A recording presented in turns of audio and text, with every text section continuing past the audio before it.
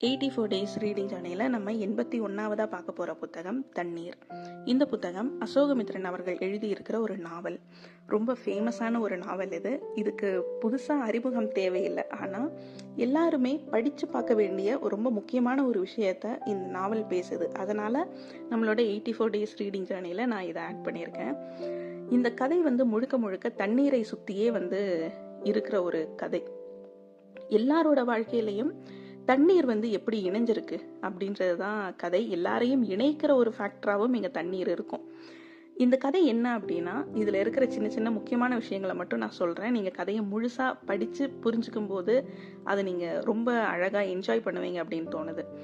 இதில் ஒரு குடம் தண்ணிக்காக சண்டை போட்டு நிற்கிற அந்த மக்கள் கூட்டம், அந்த பம்புக்கு முன்னாடி என்னென்னவெல்லாம் பேச்சுகள் நடக்கு அப்படின்றதெல்லாம் அப்படியே படம் போட்டு காட்டியிருப்பாரு. அடுத்ததா ஜமுனா. இந்த இதுல ஜமுனா அப்படின்ற ஒரு பொண்ணுக்கு ரொம்ப முக்கியமான ஒரு இடம் இருக்கு. அந்த ஜமுனா யாரு அப்படின்னா சாயாவோட அக்கா. இந்த ஜமுனாவும் சாயாவும் தனியா ஒரு வீடு எடுத்து அவங்க வேலை நிமித்தமா தங்கியிருக்காங்க. தண்ணி பஞ்சத்துல ஒரு குடம் தண்ணி கிடைக்காதா அப்படின்னு சொல்லிட்டு குடத்தை தூக்கிட்டு தெருக்கோடியில இருக்கிற ஒரு வீட்டுக்கு போய் தண்ணி சுமந்துட்டு வைக்கிற ஜமுனா. அந்த ஜமுனாவோட தங்கையா இருக்கிற சாயா ஜமுனாவுக்கே அக்கா மாதிரி அவங்க யோசிப்பாங்க.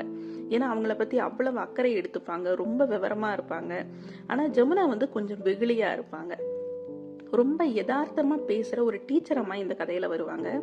அவங்களோட வாழ்க்கையில கண்ணீர் தான் அவ்வளோ நிறைஞ்சிருக்கும். எல்லாரோட வாழ்க்கையிலயும் தண்ணீர் அப்படின்னு சொல்லி இந்த கதை இணைச்சாலும் இந்த டீச்சர் அம்மாவோட வாழ்க்கையில தண்ணீரையும் தாண்டி அவங்க வாழ்க்கை ஃபுல்லா அவங்க கண்ணீர்லயே கழிச்சிருப்பாங்க. அந்த கதையை கேட்கும் போது நிஜமாவே நம்ம கண்கள் கலங்கும், அந்த அளவுக்கு இருக்கும்.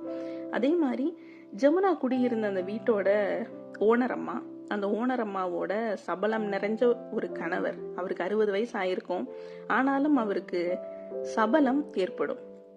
அதே மாதிரி ஜமுனாவை வெறும் போக பொருளாவே மட்டும் பார்க்குற பாஸ்கர ராவ். இந்த ஒரு கேரக்டரும் ரொம்ப முக்கியமான ஒரு கேரக்டர். தோ வந்துருவேன் அப்படின்னு சொல்லிட்டு பட்டாளத்துல இருந்து கடிதம் எழுதுற சாயாவோட கணவர், சாயாவை பிரிஞ்சு வளர்ற அவங்களோட மகன் முரளி. அதே மாதிரி படுக்கையில இருக்கிற புத்தி பிறழ்ந்த ஜமுனா அப்புறம் சாயா, இவங்க 2 பேரோட அம்மா. அதே மாதிரி புது தண்ணி குழாய்க்காக தெருவில் ஒரு குழி தோன்றாங்க. அந்த டைம்ல அங்க விளையாடுற அந்த சின்ன பசங்க குழி தோண்டின மண்ணில் அடிக்கடி சில வண்டிகள் புதைஞ்சிரும். அதை பத்தியெல்லாம் எழுதியிருப்பாங்க.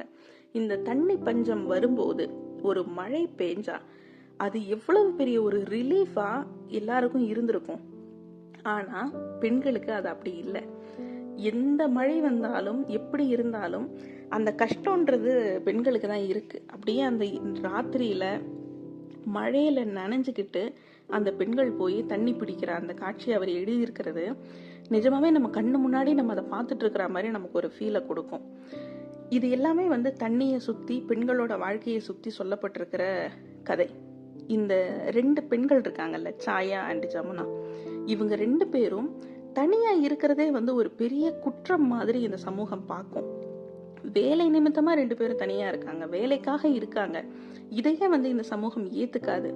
இந்த குடும்ப அமைப்புக்குள்ளதான் பெண்கள் இருக்கணும், சுயமா சம்பாதிக்க கூடாது, சொந்த கால்ல நிக்க கூடாது அப்படின்னு சொல்லி இந்த சமூகம் ஒரு பெண்ணை எதிர்பார்க்கறது எவ்வளவு பெரிய வன்முறையா இருக்கு அப்படின்னு சொல்லி நமக்கு இதுல புரிய வச்சிருப்பாங்க. 15 வயசுல இருந்து கஷ்டப்படுற, ரொம்ப கஷ்டப்பட்டு அவங்களோட வாழ்க்கைய வாழ்ற ஒரு பெண்ணை, அந்த பெண்ணோட வாழ்க்கைய எப்படியெல்லாம் இந்த சமூகம் கிரிட்டிசைஸ் பண்ணுது அப்படின்றத இந்த கதையில நான் சொன்ன அந்த டீச்சர் அம்மாவோட கதையை படிக்கும்போது நமக்கு தெரிஞ்சிடும்.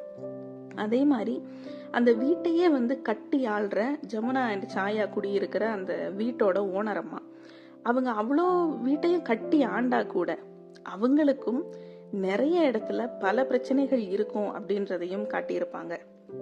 இந்த புத்தகம் முழுக்க முழுக்க பெண்களையும் தண்ணீரையும் கண்ணீரையும் சம்பந்தப்படுத்தி ஒரு அழகான நாவலா நமக்கு கொடுத்துருப்பாங்க.